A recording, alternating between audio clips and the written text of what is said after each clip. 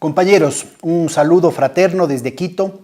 Estamos encantados de que ustedes y muy honrados de que ustedes hayan tenido la gentileza de permitirnos participar, aunque sea a través de este medio, en un debate que es fundamental para América Latina. Ojalá que estas reflexiones contribuyan a que ese debate esté cargado sobre todo de la trayectoria, de la experiencia de lo que han sido las negociaciones de los últimos años en torno a UNASUR y al Banco del Sur. Pero no podemos llegar a este punto sin tomar distancias para encontrar una perspectiva de largo plazo. En América Latina, el proceso de construcción nacional ha sido un intento fallido, al menos desde la independencia política, de la cual estamos celebrando los 200 años en los distintos países, en los distintos procesos.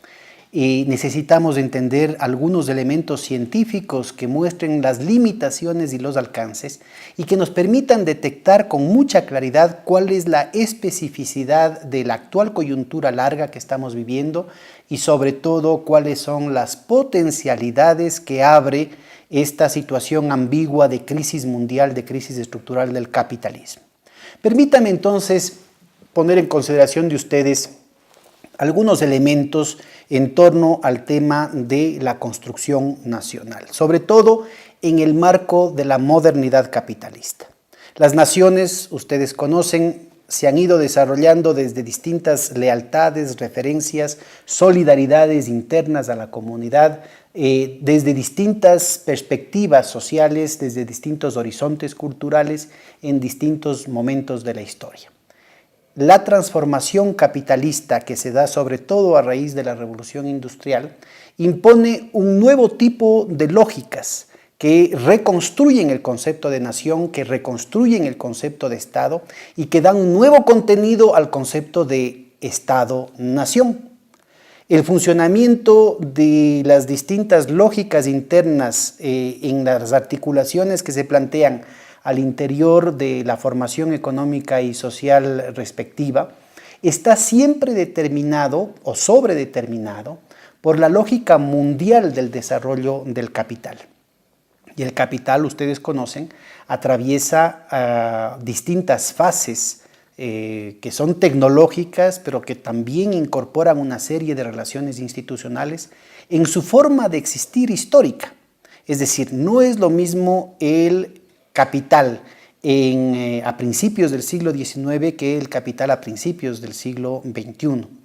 Y el desarrollo de las contradicciones internas a las distintas formaciones, heterogéneas formaciones sociales y económicas latinoamericanas, tiene como elemento condicionante fundamental, estructural, la relación con el centro del sistema mundo. Ese sistema mundo, organizado desde la lógica del capital industrial en determinado momento, tiene lo que se conocen como las grandes ondas de Kondratiev, fases de ascenso entre 20 y 30 años y fases de descenso en la que los ciclos favorecen momentos de recesión, momentos depresivos, en los cuales importa más el proceso de concentración y centralización de capitales que la acumulación y el desarrollo de nuevos emprendimientos que más bien están presentes en las fases de ascenso. Esto es muy importante porque estas distintas fases a lo largo de la historia del capital están replanteando los mecanismos de formación de las semiperiferias.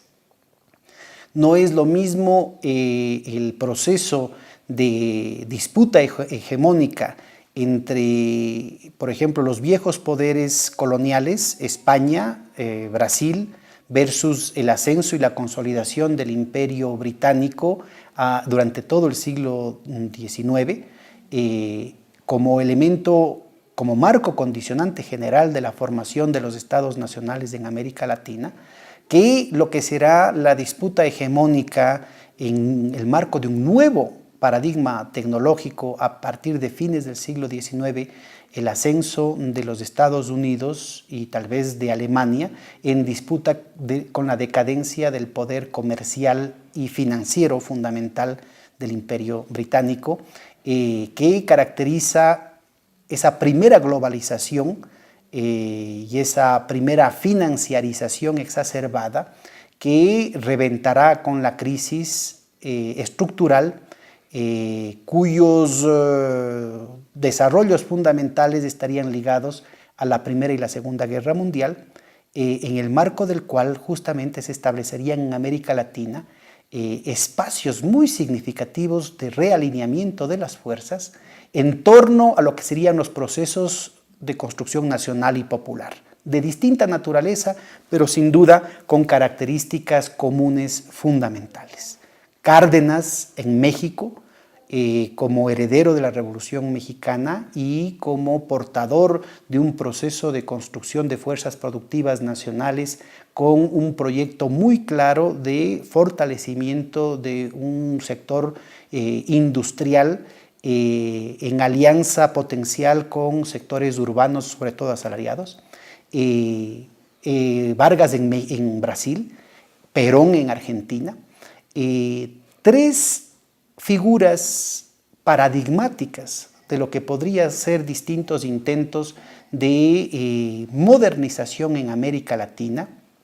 desde un mestizaje y desde una integración cultural que trataría de resolver la violencia, no solamente de la conquista, sino la violencia interétnica de la propia formación nacional a partir de las independencias en la que la República de los Indios y la República de los Negros estuvo siempre en contradicción con el proyecto criollo.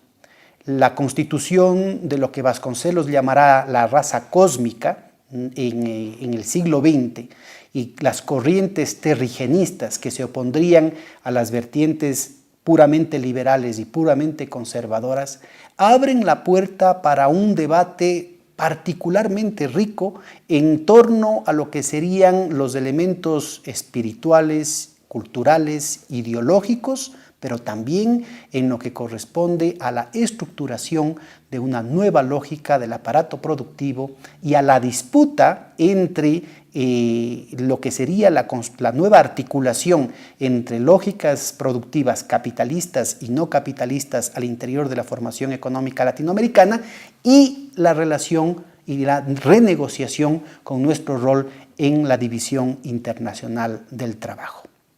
Me explico. Fundamental en todo el proceso del siglo XIX y una de las razones cruciales para el fracaso de la construcción de la patria grande a raíz de los procesos de independencia política de hace 200 años, estuvo en el corazón de la disputa, la lucha de ideas entre lo que era el antiguo régimen y el pensamiento conservador, cuyo núcleo estuvo ligado a la red que giraba en torno al Vaticano y al poder latifundario, que también incluía en una constelación de intereses diferentes a la presencia del humanismo cristiano, conjuntamente con el pensamiento ultramontano en un campo del pensamiento y de la lucha política, y del otro lado la tradición democrático-liberal burguesa, cuya vinculación con las fuentes del pensamiento de la Ilustración en la Europa continental y del liberalismo británico genera un elemento de confusión crucial que pone intereses de clase radicalmente antagónicos y proyectos societales absolutamente contradictorios en lo que podría vincular los procesos más progresistas, a los procesos, no solamente vincular, sino atar a los procesos más progresistas de la lucha por la independencia en América Latina. Es decir, la lucha contra el antiguo régimen encontraba como compañeros de rumbo tanto al librecambismo británico, cuya concreción en términos de política económica significaba la erosión de las posibilidades de la construcción de fuerzas productivas nacionales, pero también a otro tipo de liberalismo progresista, totalmente contrario a la apertura total de las fronteras y al libre cambismo, orientada a la mejora de los mercados internos, a la construcción de capacidades de producción internas basadas en la ciencia y la tecnología y a la racionalidad instrumental como elemento de modernización del conjunto de la sociedad. Esta disputa tal vez esté en el corazón de aquella frase terrible de Simón Bolívar, tal vez uno de los actores más preclaros en la construcción de la patria grande hace 200 años, cuando dice poco antes de entrar en la inmortalidad: he arado en el mar. Es decir, esa imposibilidad técnica de organizar concretamente en la sociedad el desarrollo de las fuerzas productivas con un proyecto societal orientado hacia la destrucción del antiguo régimen está en el corazón de las contradicciones ideológicas y de la propia decadencia somática del Libertador, porque está apelando y está convocando a fuerzas políticas y sociales que no son compatibles en el proceso específico de las heterogéneas formaciones económicas y sociales latinoamericanas. En una perspectiva distinta, el mismo tipo de reto tuvo que enfrentar San Martín en el Cono Sur, y de una u otra manera este tipo de contradicciones pueden verse reflejadas en las distintas jóvenes naciones que empezaban a configurarse durante todo el siglo XIX. Experiencia aparte, la del imperio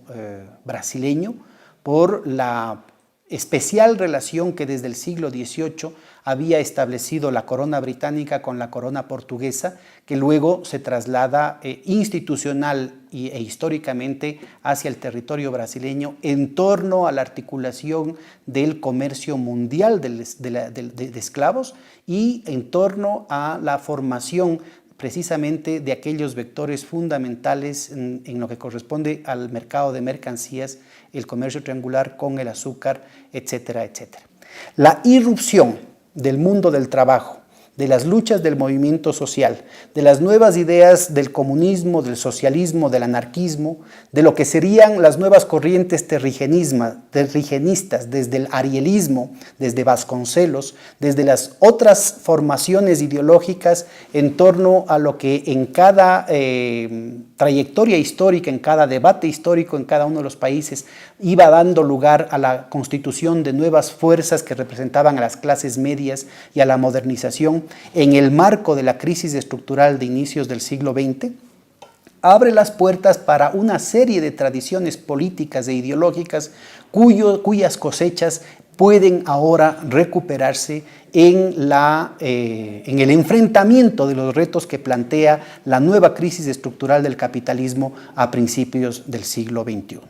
Sin embargo, es fundamental el destacar también los contrastes fundamentales entre lo que está en la raíz, en el corazón de las crisis estructurales de lo que fue principios del siglo XX con lo que es principios del siglo XXI.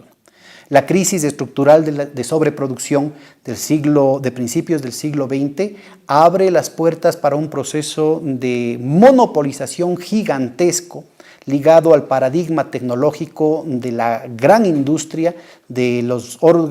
grandes hornos siderúrgicos, de la revolución tecnológica en el campo de la electrónica, del motor de combustión, etcétera, cuya escala de producción establecía determinadas relaciones entre el centro y la periferia. Los procesos de construcción nacional en esa dinámica abren las puertas para un momento muy lúcido de construcción de fuerzas productivas en la producción de medios de producción para la producción de medios de producción en esas tres figuras preclaras que habríamos hablado hace algún momento. Cárdenas en México, Getúlio Vargas en Brasil, Perón en Argentina, pero también momentos importantes en otros procesos de industrialización y de autonomización de los aparatos productivos internos en otros países de América Latina. Fundamental el proceso de refuncionalización del proceso de industrialización por sustitución de importaciones que se da luego de la derrota de las fuerzas fascistas en la Segunda Guerra Mundial, con un paso de la fase baja de la onda larga contra Kiev, que había culminado con esas dos guerras mundiales, y el advenimiento de una época de tremenda expansión sobre la base de la nueva correlación de fuerzas, que significaba el pacto socialdemócrata en la reconstrucción europea y japonesa también, y del resto del sudeste asiático, con los procesos de contrainsurgencia que se daban allí, los procesos de el New Deal en los Estados Unidos, los procesos de descolonización en el conjunto del sur y el papel particular que tenía en América Latina su inserción específica dentro del sistema de Bretton Woods con la constitución de una serie de capacidades macroeconómicas, monetarias y financieras que habían tenido sus primeras elaboraciones, justamente como respuestas endógenas, como respuestas, si se quieren, unilaterales y dispersas desde cada una de las formaciones económicas y sociales de América Latina, que encontraban paradojas como las de un Prebisch ligado a la sociedad rural argentina desde un pensamiento económico muy ortodoxo, o la reconstitución del Banco Central mexicano ligado a intelectuales del PAN, intelectuales integristas, inclusive contrarios al propio pensamiento de Lázaro Cárdenas en el caso de México, pero también con posiciones tremendamente innovadoras en el caso de la formación de los bancos centrales en Ecuador, Colombia, Chile, que darían lugar a la transformación de las capacidades internas de política económica y a la constitución de sistemas soberanos de crédito. La fase descendiente del ciclo que se abre a partir de los años 70, desde fines de los años 60, con la evidencia de la nueva crisis estructural de sobreproducción del capitalismo, impone una nueva correlación de fuerzas que a nivel internacional se expresan como la familia o la imposición de los regímenes neoliberales, es decir, el paso de un régimen de acumulación fordista keynesiano, inclusive en el reciclamiento de las políticas de sustitución de importaciones, requería la ampliación de los mercados locales para favorecer mecanismos de salida para la sobreacumulación del capital productivo. En el caso de la nueva fase, la preeminencia del capital financiero abría puertas para la formación de una nueva semiperiferia, en la que se ofrecían salarios mucho más bajos para los mismos sectores industrializados que tenían una compresión de ganancias en la tríada central, es decir, Estados Unidos, la Europa reconstruida y el Japón reconstruido sobre las bases de amplios salarios, de mercados internos muy dinámicos y de la formación de un estado de bienestar que garantizaba una capacidad de compra significativa en el centro y la posibilidad de remitir los excedentes productivos hacia la periferia. La búsqueda de nuevos salarios, de nuevos regímenes salariales mucho más rentables sobre la base de la sobreexplotación de la fuerza de trabajo en la semiperiferia, abre las puertas para un proceso de expansión de la capacidad productiva en el marco de una crisis estructural de sobreproducción que transforma de manera radical e irreversible las condiciones dominantes de las élites del poder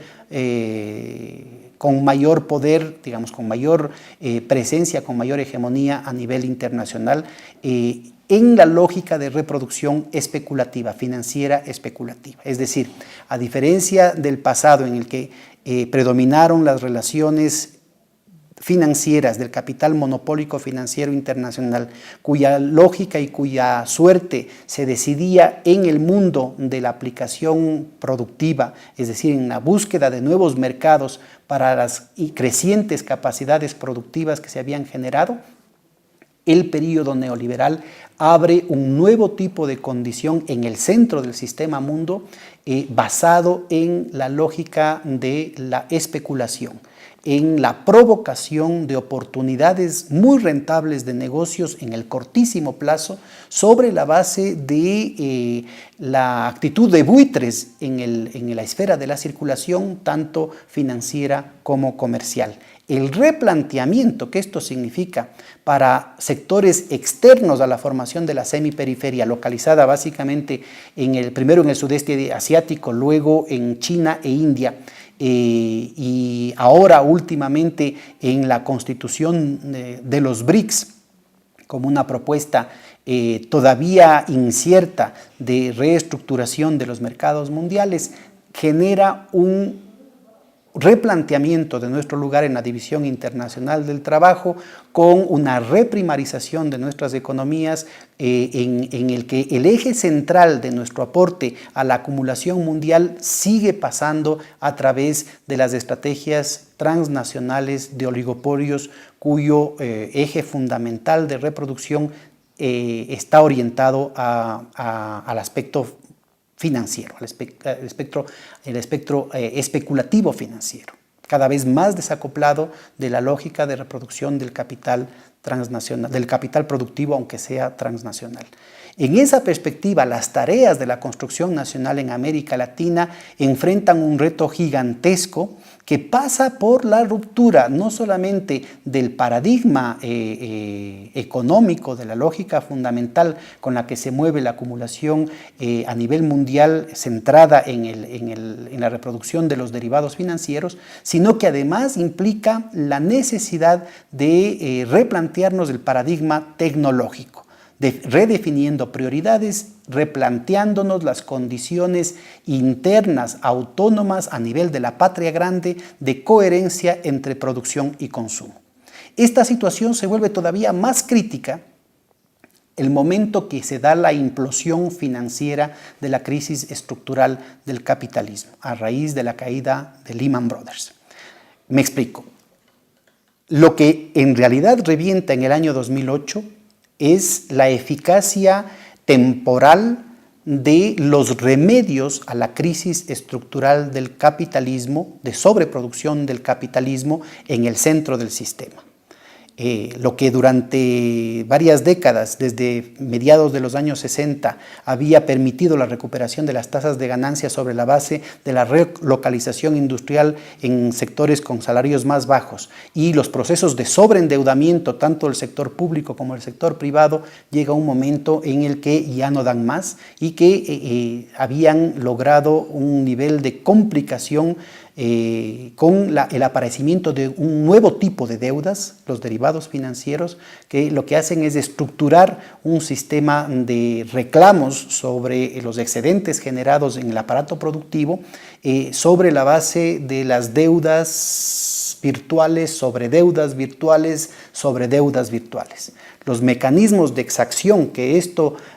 ha definido sobre la estructura mundial de circulación del capital y la redistribución mundial del ingreso plantea retos que son existenciales respecto no solamente a la estabilidad económica y financiera de América Latina, sino a la existencia mismo de los Estados-nación. Tal vez el referente más explícito de lo que estoy refiriendo ahorita es el proceso de degradación civilizatoria, de destrucción de los estados nacionales que ha sufrido el continente africano desde fines de los años 80, de mediados de los años 70 hasta ahora. Es decir, de lo que se trata como salida a la agenda especulativa, de la oligarquía especulativa a nivel mundial en el marco de esta crisis estructural de sobreproducción, es de africanizar a América Latina en la misma medida que están intentando latinoamericanizar Europa y a los propios Estados Unidos.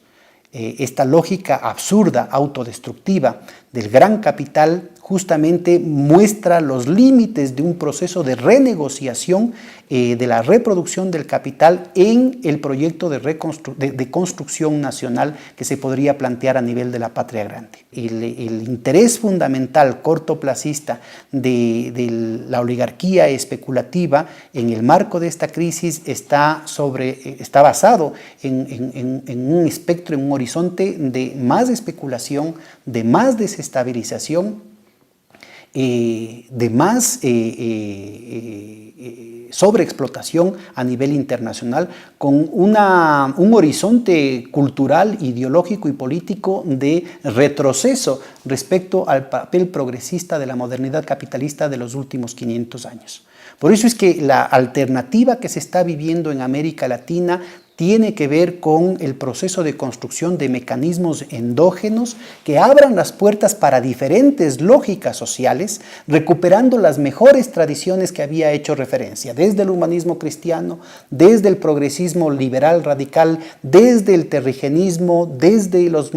las corrientes socialistas, comunistas y anarquistas, en fin, en una nueva síntesis que lo que aporte sea con soluciones concretas a los problemas concretos que se está viviendo. La crisis, la implosión financiera de la crisis estructural que estamos viviendo marca claramente la urgencia y al mismo tiempo la posibilidad de este nuevo intento.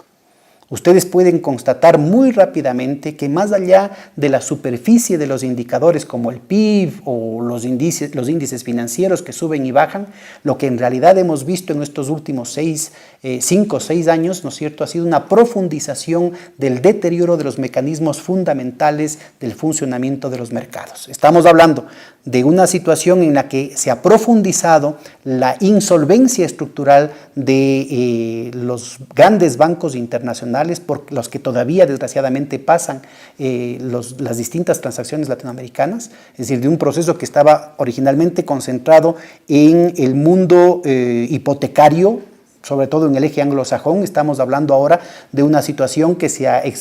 hecho metástasis a los medios, a la Europa continental, al resto de los BRICS, a procesos de burbujas especulativas en las grandes capitales, tanto del norte como del sur, a un proceso que involucra el sobreendeudamiento no solamente de los hogares, sino también de las empresas y de los propios estados, sin ningún viso de solución, a pesar de que se han volcado billones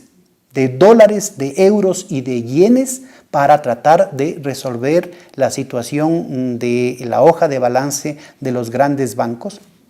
insisto, sin mayores resultados, ni siquiera en el campo meramente financiero. Los efectos de esos salvatajes sobre la estructura productiva han sido letales. Porque en la medida en que se ha roto la vinculación entre el capital financiero del pasado y el aparato productivo del pasado, generando una autonomía relativa en el mundo, en el carrusel autorreferencial de la especulación, lo que en realidad hemos estado viviendo es una inyección de liquidez gigantesca que no tiene ninguna solución en términos del crédito productivo. Y en la medida en el que el tamaño de la torta real no ha crecido en términos de otras capacidades productivas y de otros horizontes de inversión productiva, la lógica del capital especulativo va a seguir apostando al conflicto, a la desestabilización y a oportunidades de rentabilidad cortoplacistas y autodestructivas que no son compatibles con un proceso de construcción nacional. El efecto real de esto es un nuevo tipo de burbujas estructurales que han cambiado la formación de los precios de los principales mercados a nivel internacional. La lógica de evolución de los precios de las commodities, por ejemplo, ya no tienen ninguna relación con la estructura o la evolución de la estructura de costos y ni siquiera con estas escaseces estacionales. Esto nos pone en una situación gravísima de alerta respecto a lo que es la lógica fundamental con la que tienen que seguirse definiendo y desarrollando los aparatos productivos internos en todo el continente. ¿Con qué tipo de cambio entre el euro y el dólar, por ejemplo, tendrían que definirse inversiones de aquí en América Latina? ¿Con qué precio del petróleo, con qué precio de la energía son viables ciertas especializaciones o ciertas inversiones de largo plazo? Por eso es que es fundamental el que UNASUR pueda plantearse la definición de sectores estratégicos que articulen lo fundamental de la economía y de la reproducción de la vida. La nueva arquitectura financiera regional, con el Banco del Sur, la nueva banca de desarrollo que permita justamente financiar aquellos elementos fundamentales en lo que serían los conceptos ya definidos por los presidentes en diciembre del 2007 en torno a la soberanía continental en alimentación, en el cuidado de la salud, en energía, en producción del conocimiento, en soberanía de los recursos naturales, en soberanía de las lógicas de producción, permitiendo que otras lógicas, por ejemplo los de la economía popular, las cooperativas, las comunidades indígenas, puedan tener chance de desplegar su creatividad sin necesidad de ser asfixiada por los mercados capitalistas, la posibilidad de tener una soberanía en la construcción de infraestructura conectiva, una red de ferrocarriles en todo el continente, soberanía en el campo de la informática, abre las puertas para una serie de potencialidades que hoy por hoy no parecerían viables desde los criterios y las lógicas que están presentes en los mercados y en la propia técnica de asignación de los créditos. Si ligamos a esto la posibilidad de un sistema de transaccionalidad como el que ya existe con el Sistema Unitario de Compensación Regional, que nos permita establecer márgenes de autonomía respecto al monopolio mundial de la liquidez y la transaccionalidad que tiene el dólar, que tienen las redes financieras angloamericanas con el control del dólar, pues abre las puertas para financiar capacidades que hoy por hoy asumimos inviables. Si esto podemos ligar a una red de seguridad financiera,